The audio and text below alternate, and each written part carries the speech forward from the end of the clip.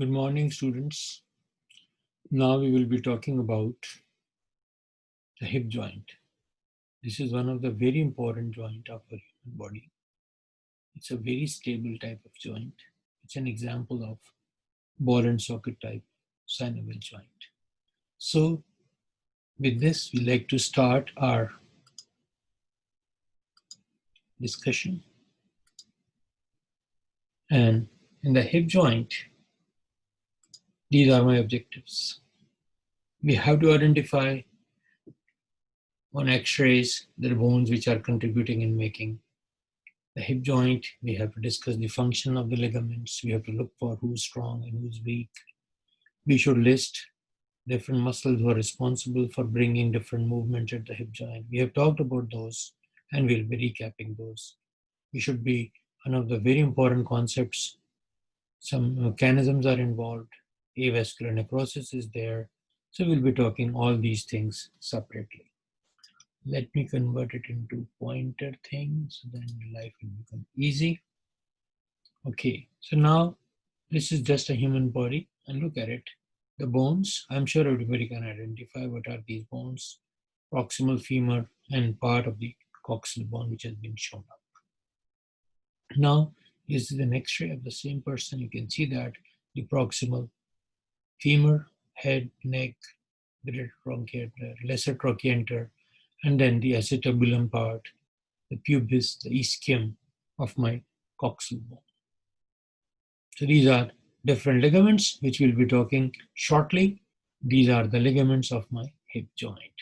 And then these are different muscles who are attached there. Now look at the bone. This is a dry bone and you're looking at a complete innominate bone or a coxal bone. And then it's articulating with a head of the femur, a very stable ball and socket type of joint, a very stable cup and a very stable ball. And you're looking, this is a side view, you're looking at greater trochanter. This is a dissected version and you can see in a real how these ligaments which are contributing in making my hip joint. So now let's look at it. These are the articulating surfaces. This is my coxal or innominate bone and this is the head of the femur. These are the labels and these surfaces are lined by, because there's a synovial joint, so this must be lined by hyaline type of cartilage. Now, let's talk about things. So we are looking at, we identify this is the sacrum, lower lumbar vertebrae, the innominate bone, and the proximal femur. So let's label it shortly. Anterior superior iliac spine, we talk about it, pubic tubercle, and inguinal ligament. This is the lower free border of my external oblique aponeurosis, which extends from anterior superior iliac spine to the pubic tubercle, and then you can see different parts of it. So now this was my anterior superior iliac spine. This is my anterior inferior iliac spine. Head of the femur, acetabulum, neck of the femur, and this is my what? Number one, greater trochanter. This is my lesser trochanter. And this is my intertrochanteric line. Are we good with that? Perfect. So now, like any other synovial joint, my hip joint has a very established fibrous capsule. This is the first ligament of my hip joint. And then there is a Y-shape, inverted Y-shaped ligament, and this inverted Y-shaped ligament is the iliofemoral ligament, and this is the strongest ligament of the hip joint. The most strong ligament of the hip joint is iliofemoral ligament, and then this is coming from where? From the pubis. So that is my pubofemoral ligament. And then there is a bursa. Wheresoever we have bursa means something is passing by and its job is to minimize the friction. And this is called iliopsoas bursa. So the tendon of my iliopsoas. We all know what is iliopsoas. Iliacus and psoas muscle together are called iliopsoas muscle. Now, ischiofemoral ligament. That is the weakest of the variants. So we talk about three main ligaments. Guys, these ligaments are outside the capsule of my hip joint.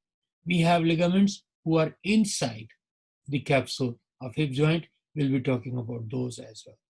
So the ligaments outside iliofemoral, ischiofemoral, pubofemoral, out of them iliofemoral is the strongest and ischiofemoral is the weakest. We cannot see from the front because it's on the back, and we'll be seeing in our upcoming slide. So now these are the capsular ligaments, so they are outside the capsule. Then inside the capsule, we have ligamentum of head of femur. We cannot see it because once we have to cut it open and then we can see inside. In my upcoming slide, so it's an intracapsular ligament. Now, posterior view. We are good with these landmarks. We talk about those. I'm not. So now greater lesser trochanter's. Now we don't call it line, we call it crest. My fibrous joint capsule, see it's not extended to this line. And this is fibrous capsule, look at it. This is part of which ligament? From ilium to femur. So iliofemoral ligament. And this one is my ischiofemoral ligament. This is the weakest of the variants, extracapsular ligaments. And if people have severe pain, this is the site for intra-articular injection. Now, let's look at those ligaments who are located inside the capsule. So for that purpose, we have opened up this joint. And now you can see these are the labels. We are familiar with these names, nothing new. So the intracapsular ligaments are, let's take one by one. So we all know that these are the hyaline cartilage covers head of the femur and then the acetabulum. Both of them are covered. So this is a pit fovea. So fovea for ligamentum of head of femur. This is the attachment part of my fibrous joint capsule. It's attached on the acetabulum and on the neck of the femur. So now cut edge of the fibrous capsule. So this is first ligament. We learn about glenoid labrum. And what is that? Acetabular labrum. Glenoid labrum was lining my glenoid cavity in scapula. And this is my coxal bone, innominate bone, so we call it acetabular labrum. This is one intercapsular thing. Then there's a gap here. It bridges here, the transverse acetabular ligament. So this is another intracapsular ligament. And then inside we have a fat, and there we have another ligament which extends from inside and it goes to this head part. This is the foveolar ligament or ligamentum of head of femur. So now we have seen intracapsular ligament and we have seen extracapsular. I hope you are good with that description. So now the blood supply is really important clinically and we'll be talking about it shortly. So now this is a dissected version, a real specimen where you can see the head is being removed from the acetabulum and you can see all those muscles and the ligaments. Look at this shiny surface, the hyaline cartilage. And this is the same diagram. Image is being diagrammed here. Now, you are looking at an X-ray. Same features, head, neck, greater trochanter, lesser trochanter, intertrochanteric line, acetabulum, pubis, ischium. Now, looking in this X-ray, how I know this patient has come to you with pain, fall, but how I can determine this X-ray is normal or abnormal. So for that, I need to look in certain landmarks. And what are those landmarks? The landmarks are, look at it. Can you see there's an organization? So this green fluorescent line, normal Shenton line. So Shenton's line is important and you can see that it's there. There are other lines, but this is one of the very important. So if you see there is no breach in the alignment. So that means the head is being properly placed within the socket. It's not displaced, you cannot see any fracture. Are we good with that? So these are the different parts of this X-ray which has been labeled for your understanding. Let's go further. Now, we were talking about, we need to know about the arterial supply. So which artery is supplying to the head and neck of my finger? And this is one of the very common feature. If the fracture occurs, this is the main issue. So first, let's learn the normal anatomy, the blood supply. We all know this is femoral artery and it gives a deep branch we talk about that. This is profunda femoris artery. So now this profunda femoris, you can see that a branch goes inwards, posteriorly. Is it lateral or medial? This is my midline of my body. So this must be my medial. I think I need to change the color of my thing, because let's make it blue. Perfect. So now you're looking at medial. What medial? There's a branch which goes behind the neck of the femur. The neck of the femur. So this is which branch? Medial circumflex femoral artery. You remember we learned about anterior posterior circumflex humeral arteries. So now we are not talking about, so we should not be mixing up. So we have lateral and medial. And right now you're looking at medial circumflex femoral artery, which is going behind the neck of the femur. And then from the front, that is going laterally. So we call it lateral circumflex. So they are just hanging around the neck of the femur across this intertrochanteric line. So this is how it goes. And they're establishing a complete circle. So you're looking at medial and lateral circumflex femoral artery. This one goes behind is the medial. This one goes in front is the lateral. And look at it. These are so many branches. Who are these? These are the retinacular branches, and they runs in the retinaculum in the capsule, and these are really important arteries. How they're important, we'll be learning them shortly. Now, look at it. How this artery is going. This one was going medial. This one was going lateral. And from my lateral, I have a branch which goes transversely. So what name you suggest? One branch which is descending downwards. So I call it transverse and descending branches of left circumflex femoral artery. Can you see that? This is the left circumflex femoral. So it gives a transverse branch, it gives a descending branch. And now another artery which is coming from where? From greater sciatic foramen. So this branch, gluteal region. So, and you can see that it goes behind, it runs in the gluteal region, and it is coming and articulating, anastomosing with this rounded circle, which is made by my lateral and medial circumflex femoral artery. So it's been attaching there. So what is that? This is my inferior gluteal artery. That's the name for that. Now look what happens. Profunda femoris gives a perforating branch. First perforating artery from the profunda femoris. And from here I have an ascending branch which also comes and joins this circle. So this circle is getting rich. Who's pouring blood? Lateral and medial circumflex femoral arteries, inferior gluteal artery, ascending branch of my first perforating. So all of them, they are contributing. Now what happens? 1 to 4. So where is 1? 1, 2, what are those? So 1 is medial circumflex, 2 is lateral circumflex, 3 is inferior gluteal, 4 is first perforating. So this combination of these 4 arteries, we call it trochanteric anastomosis. So it goes around the trochanter. So that's why this complete reunion of these different arteries, it has a name called trochanteric anastomosis. So my head of the femur and neck of the femur, their blood supply, their nutrition is coming from this trochanteric anastomosis. How? We have all these vessels, they are contributing here. This is the one of the description. Now, let's look at it. Let's establish that, what we have learned so far. We know about these features. We know about this going in front, lateral circumflex femoral. Going behind, medial circumflex femoral. We can see now those retinacular, they are running in this capsule. They have a name for that. We call them ascending cervical arteries from the retinacular arteries. And they're running in the neck going to the head of the femur.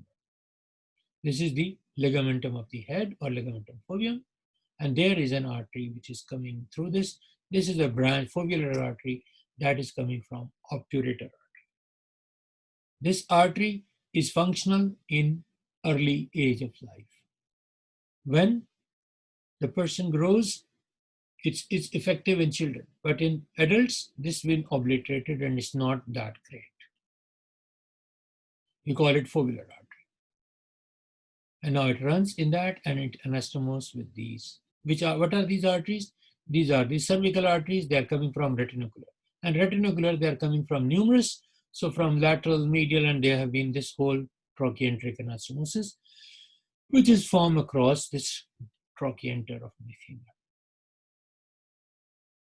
Now, let's try to understand how this pattern of blood supply, fracture in what it does. First of all, we should look at it. What has been highlighted for you? The fibrous joint capsule, which surrounds the head, the neck, and it's been attached, you can see that in front, to the intertrochanteric line. Now, these are different type of fractures. These are the, if you don't know these names, it's okay, only you can see that this bone can be fractured at various sites. But there are two broad categories: intracapsular fracture and extracapsular fracture. So any fracture occurring inside this is intracapsular, and any fracture outside this is extracapsular. And every fracture has its name, but you need not to memorize these names. Only you should remember intracapsular fracture and extracapsular fracture.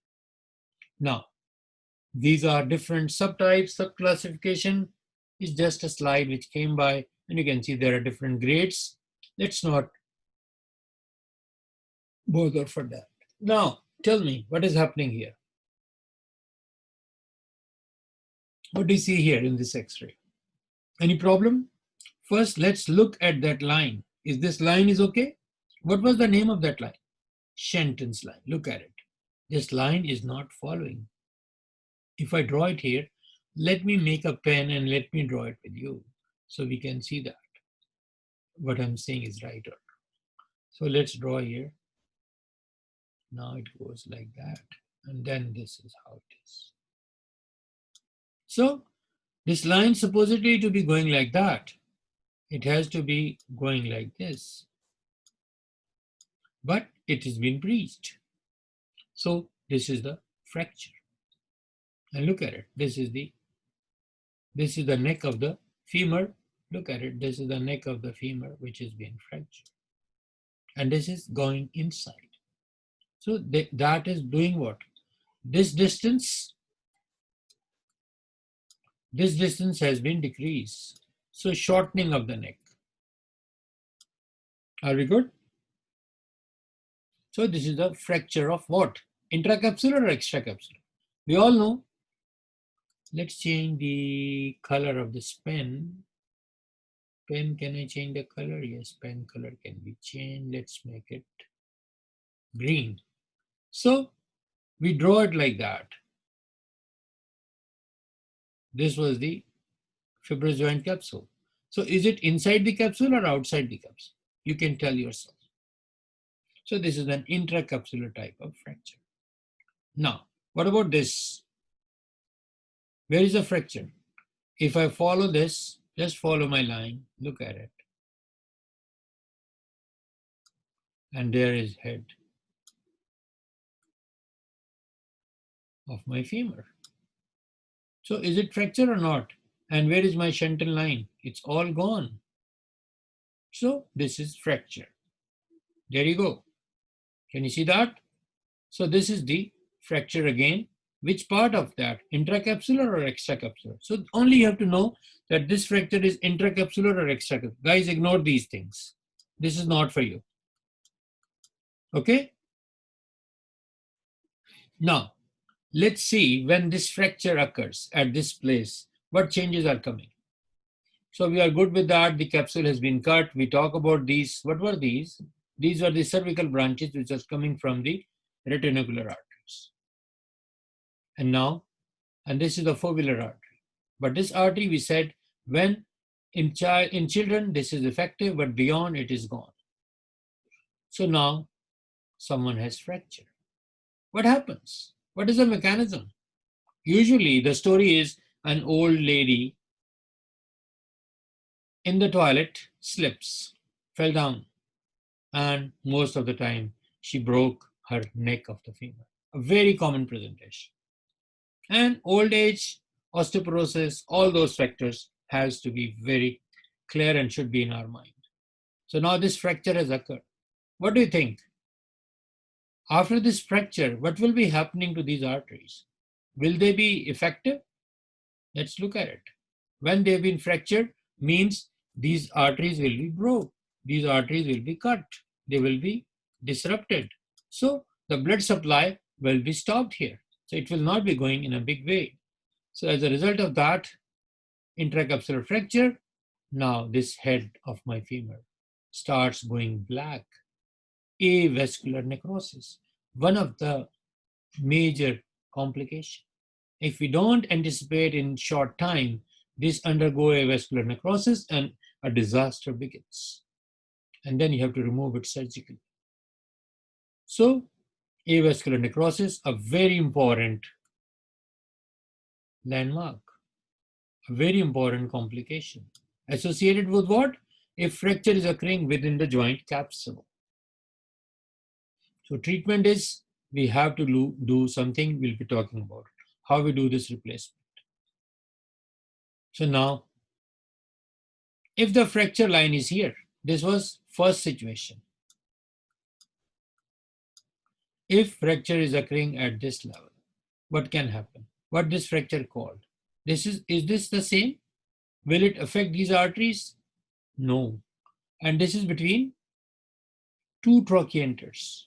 Across that line, it is called it is an extracapsular or intracapsular? It is an extracapsular fracture. And we can put a plate and a screw and we can fix this issue. And this is called intratrochanteric fracture. So IT fracture is another name for this. And this is intracapsular, extracapsular. So remember, intracapsular, chances of avascular necrosis. Extracapsular, there is no such thing. Now,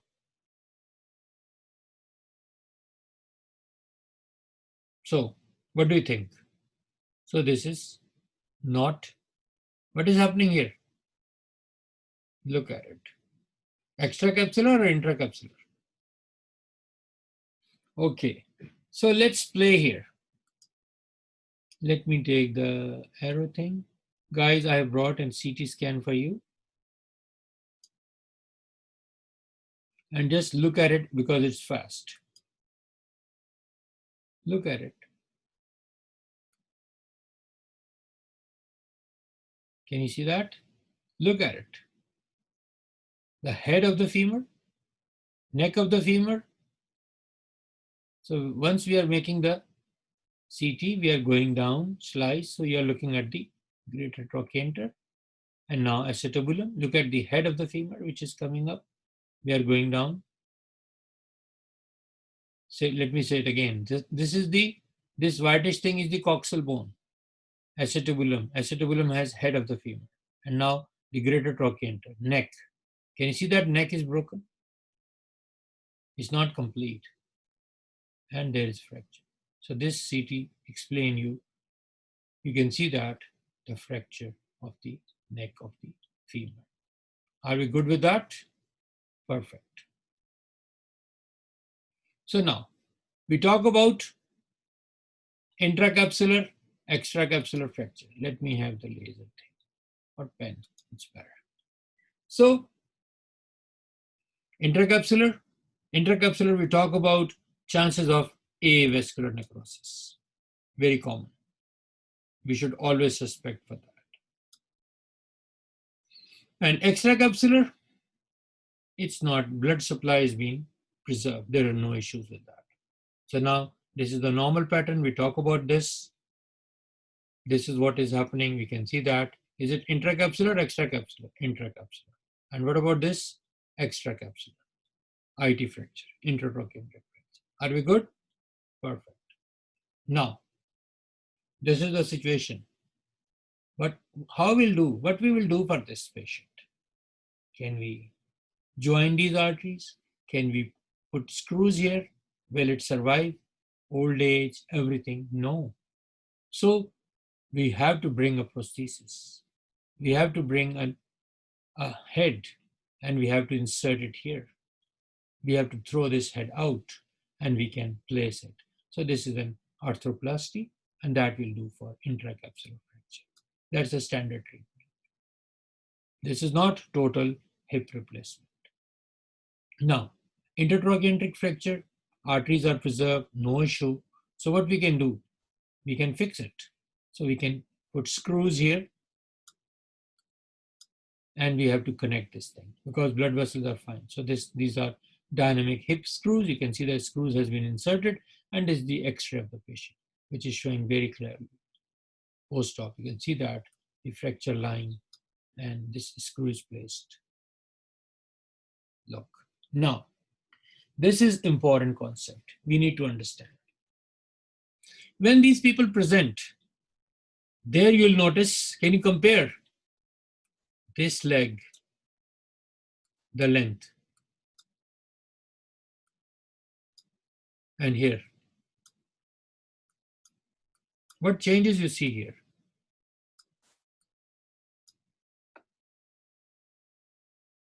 Let me draw a line here. Can you see a shortening? So limb goes shortened. Why? Look at it. This is the head of the femur. And now femur is being broken from here. The neck has been broken. So now this femur is free. This femur is free. So it moves upwards. So limb becomes short. And look at it. It is laterally rotated. So what are those factors? So to understand this part, we have to come to this image. This is my psoas major muscle. This is my iliacus. And these are my adductors, gluteus medius, minimus, and lateral rotators. So once this bone is fractured here, now as a result of that, these will pull it up. Its axis before it was fixed here like that. Now it is broken, it is breached, it's free. So it can move. So now these muscles, these abductors, medial, these lateral rotators, they will open it up outwards. So laterally rotated. And second thing, these are very strong muscles. So they will pull it up. So by this pull, this limb is being pulled up. So leg becomes short and laterally rotated. That is a mechanism which we need to understand. It's very important and it will be asked a lot that what happens, why this is the short. I hope this is clear. Let me say it again. This femur, look, the neck is fine. So it stays where it is. Now if it's been broken, now this femur is free. So those lateral rotators, they will rotate it outwards. Now these muscles, they were flexors of the hip. Now once it is free, so they are rotating it laterally and they are pulling it upwards and they are rotating it laterally. So the limb becomes short and it's been laterally rotated. So when this person will present in ER, you can simply say if one leg is short and open up laterally outwards, so that's a classic of a femur neck fracture even without looking in an x-ray. You can, old age, shortening limb shortening and laterally rotated, blindly you can say this is fracture of neck of the femur. So what we have learned, two possibilities. Number one, avascular necrosis. Number two, presentation. On presentation, you'll see lateral rotation and shortening of the limb. Guys, these are very commonly asked questions and you are expected to be good with these answers. Now, what is happening? Suddenly, you applied brake. As a result of that, look at it. This head of your femur pop out of this. It pops out of this acetabulum. And now this is called what? Posterior. It's come posteriorly. Posterior dislocation of the hip. And what passes here? My sciatic nerve. So this posterior dislocation, it might damage my sciatic nerve. It might cause disaster. And if sciatic is not working, those muscles, the posterior compartment muscles, and then the muscles of the leg, they will be affected because sciatic is gone. So hamstrings are not working. My leg muscles are not working. So it's a disaster. So if somebody present with posterior dislocation, we cannot delay because this nerve is at risk. I'm not saying it can be damaged always, but this will be at risk. So we have to be very clear and we have to identify this mechanism because when you car struck, your knee struck with this dashboard and then it's been direction goes backward because of the acceleration, deceleration, and then as a result of that, you're driving your car. So this is a normal situation. Force is being applied because your lower femur stuck with that. So because of that, this is the acetabulum, and this head of the femur pops out of its original place. It goes backwards, and that happens.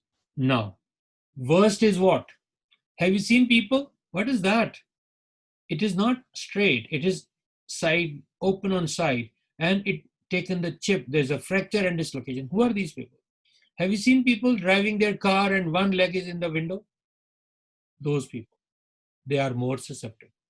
So if they have an accident, not only dislocation, but look at it, the fragment of the bone. So it's the posterior lip of the acetabulum has also been damaged. So this fracture and dislocation, both of the factors are there. Now let's review. So these are the muscles who are bringing movements at the hip joint. So we have a group of muscles who are responsible for extension. So the extensors of the hip joint, there's a series of that. Then we have abductors, adductors. So you need to be good with this list, and all these are important, and you're expected to be good with that. So hip joint, in summary, synovial, ball and socket type of joint. Head of the femur with acetabulum.